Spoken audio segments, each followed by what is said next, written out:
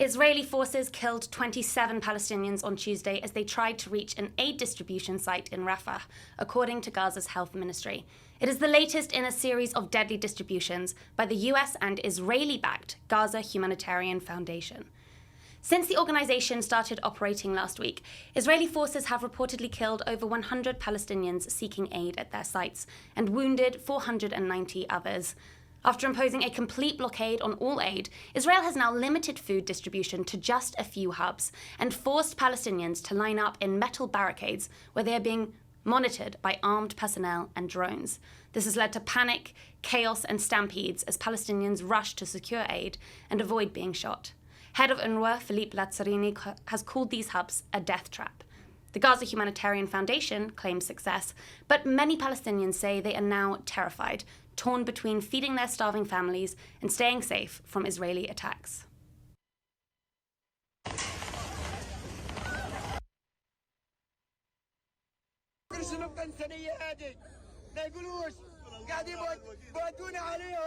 عشان يقتلونا غاز حرام هذا اللي سووه حرام ليش تسووا فينا زي هيك ليش احنا بنروح نجيب لقمة عيشنا نروح يقتلوا فينا زي هيك ليش مش حرام عليهم حرام اللي بيسووه مش هنرضى ناكلوا وياكلوا ليش تسووا فينا زي هيك ليش. Now, in one of the strangest stories of the week, earthquakes rarely come at a convenient time, least of all when you're transporting inmates between prison blocks. That is, of course, unless you are looking for a chance to escape. As earthquake tremors struck the city of Karachi in Pakistan on Monday night, prison officials temporarily moved inmates out of their cells and into a courtyard. But in the process, prisoners scratched the guards' guns and forced the prison gate open after a shootout, allowing 216 of them to escape. 78 have since been captured as police raids are being carried out around the area to round up the remaining prisoners. But the event is quite rare. Jailbreaks are not a common phenomenon in Pakistan, and this was one of the largest to have ever taken place, and in Pakistan's biggest city too.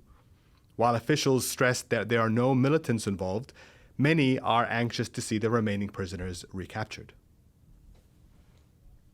A suspect has been charged with hate crime and 16 counts of attempted murder following Sunday's attack in Colorado during a rally for Israeli captives.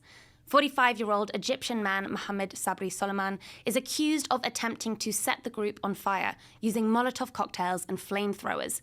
The attacker shouted, "Free Palestine" and "End Zionists." 8 people were taken to hospital with severe burns, and one of them is in critical condition. The rally was led by an organization called Run for Their Lives, which has marched for the release of Israeli captives from Gaza every week since the start of the war. It is the latest instance of growing political violence in the US and attacks against Israelis and Palestinians by those radicalized by the war abroad. The US Attorney for the District of Colorado detailed the case against Soliman in a press conference on Monday. Mr. Solomon stated that he had been planning this attack for a year, and he acted because he hated what he called the Zionist group. And when he was interviewed about the attack, he said he wanted them all to die. He had no regrets, and he would go back and do it again. He said that he had previously tried to purchase a firearm, but resorted to the Molotov cocktails when he could not purchase a gun because he was not a legal citizen.